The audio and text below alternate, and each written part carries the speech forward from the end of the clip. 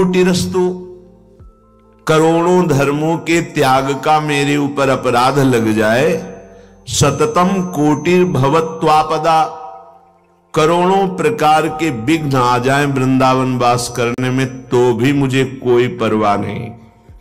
देखो निष्ठा इसे कहते हैं।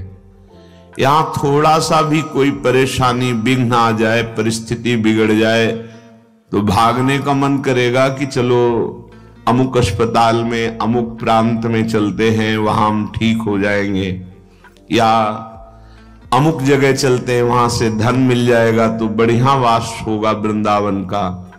नहीं नहीं, क्या परम धन किशोरी जो जहां विराजमान है उनको आप ये भाव से नहीं देख पाए कि समस्त ऐश्वर्य वैभव के स्वामी प्रभु रिझाते हैं हमारी प्रियाजू को।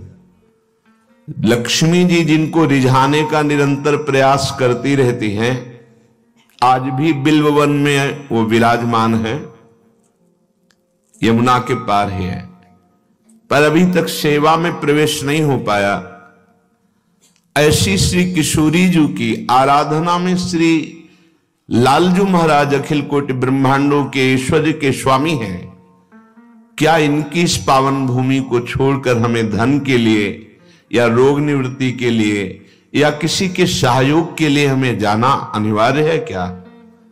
ये अज्ञान होगा यदि हम ऐसा सोचते हैं कि बिना जाए व्यवस्था नहीं बनेगी। ये घोर अज्ञान है, और सत्य मानो आपको फिर जाना ही पड़ेगा यदि ऐसा सोच रखा है। नहीं तो यहां का जो वैभव है वो वैकुंठ को भी लघु कर देने वाला है। महामहिम वैकुंठ धाम जो भगवान का ऐश्वर्य धाम है, जैसे ये वृंदावन महामाधुर्य धाम है, वो ऐश्वर्य धाम है। पर यहां का जो ऐश्वर्य है, शिव श्रीपति यद्यपि ललचाही मन प्रवेश तिन्हों को नाही। ऐसा अद्भुत प्रेम माधुर्य ऐश्वर्य सब कुछ। तभी श्री भट्ट देवाचार्य जी कहते, विपिन राज सीमा के बाहर हरिहू को न निहार, हरिहू को न निहार। तुम लोक संपत्ति सुख की बात करते हो, हरि भी यदि बाहर खड़े हो तो दृष्टि मत डालो। वृंदावन की कुंज निकुंजों में जो हरि प्रियाजू के साथ महाप्रेम रूप का बिहारी बिहारिंजू का जो दर्शन होगा वो अन्यत्र नहीं है। यद्यपि मिले कोटि चिंतामणि तऊ न हाथ पसार। अगर निष्ठा है धाम की, नहीं हमें प्रियाजू जैसे रखेंगी, भूखे रखेंगी तो बहुत जय जय, छके रखेंगी तो जय जय, महलों में रखेंगी तो जय जय, झोपड़ी में रखेंगी तो जय जय, फुटपाथ में रखेंगी तो जय जय। ये केवल प्रवचन नहीं, जीवन है। जब तक निष्ठा नहीं आती है तब तक आप महिमा को नहीं समझ सकते, क्योंकि अहम प्रधान जीवन वृंदावन की महिमा को नहीं समझ सकता। दैन्य भाव ही वृंदावन की परम महिमा को जान जाएगा। वृंदावन इह विधि बसे तजिके सब अभिमान, तृणते नीचो आपको सोई जाने जान। जो अपने को तृण से भी नीच समझ लिया वो वृंदावन की महिमा को जान जाएगा। बिना मांगे बिना चाहे सब व्यवस्था हो जाएगी। आप विश्वास कीजिए, अनंत ब्रह्मांडों के स्वामी हमारी प्रियाजू के प्रेम अधीन है। इसीलिए श्रीपाद कह रहे हैं, कोटि कोटि विपत्तियां आ जाएं तो भी मुझे क्या फर्क पड़ेगा, क्योंकि हमने अपना जीवन वृंदावन को दे दिया। अब जैसे वृंदावन चाहे वैसे रखे, बहुत सुंदर ढंग से रखेगा। एक बार केवल निष्ठा में पास हो जाइए, आपके सामने प्रश्न आएगा, क्या आप किसका आश्रय लिए हैं? धन का, रिश्तेदार, अपनी कमाई का, अपनी बुद्धि का, या प्रियाजू का? अगर केवल प्रियाजू का आश्रय है तो आप जैसा कोई धनी ही नहीं है, सच्ची मानिए।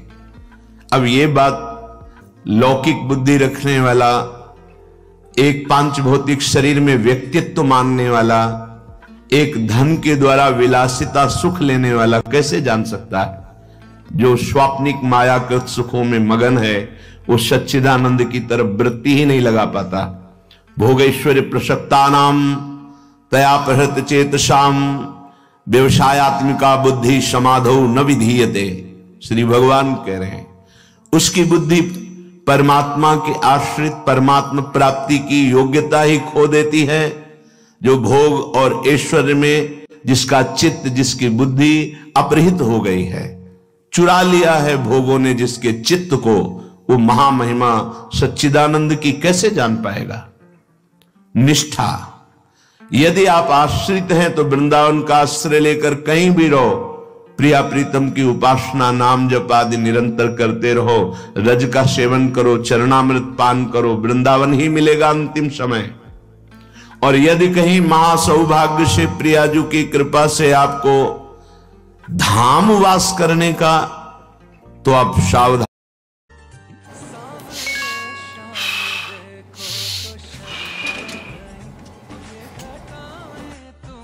प्रीति, प्रेम, प्रियाजू के समीप निरंतर रहना, उनकी श्रीअंग सेवा। अगर रसिकों के संग से वृंदावन का अखंड वास स्वीकार हो जाए और हम रहने से रहें, तो दुर्लभ बात प्रियाजू के सानिध्य का, दुर्लभ बात प्रियाजू के श्रीअंग सेवा का अधिकार प्राप्त हो जाएगा। श्रीपाद कह रहे हैं अब कोई कितना भी हमें सताए, यहां निंदा करे, तो भी अब मैं विचलित नहीं होऊंगा, क्योंकि अब अपने से प्यार नहीं करता, वृंदावन से प्यार करता हूं। जो जिससे प्यार करता है वो उसकी वृत्ति को देखता है, अपनी वृत्ति को नहीं देखता। अब मैं वृंदावन की कृपा को देख रहा हूं, वृंदावन की महिमा को देख रहा हूं, वृंदावन के लाडले श्यामा श्याम को देख रहा हूं। कौन अपनी परवाह करे? अब चाहे विपदा आवे, चाहे निंदा हो, चाहे शरीर रोग ग्रसित हो, चाहे जैसा हमें अपराध लगे, अब मुझे कोई परवाह नहीं। यह है निष्ठा वृंदावन धाम की, जो सीधे प्रियालाल की प्राप्ति कराती है। जो साधन बने बने नहीं, धाम अपने प्रभाव से प्रियालाल की प्राप्ति करा देगा।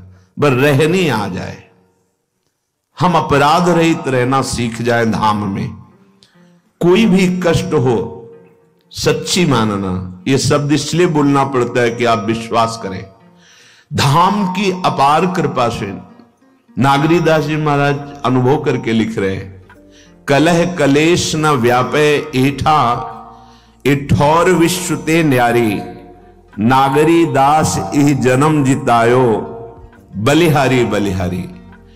अगर श्रीधाम वृंदावन का निष्ठापूर्वक आश्रय ले लिया जाए तो प्रारब्ध भोग आएगा, पर वो आपको विचलित नहीं कर पाएगा। यदि श्री जी के चरणों का आश्रय ले लिया जाए तो हरिराम व्यास जी कहते हैं, शाप ताप रोग शोक दारुण दुखहारी, लाल इष्ट दुष्ट दलन कुंज भवनचारी। ये गोरे चरणारविंद लालजू महाराज के इष्ट हैं। इनका जो आश्रय ले लेता है उसके ऊपर किसी का साप काम नहीं करता है।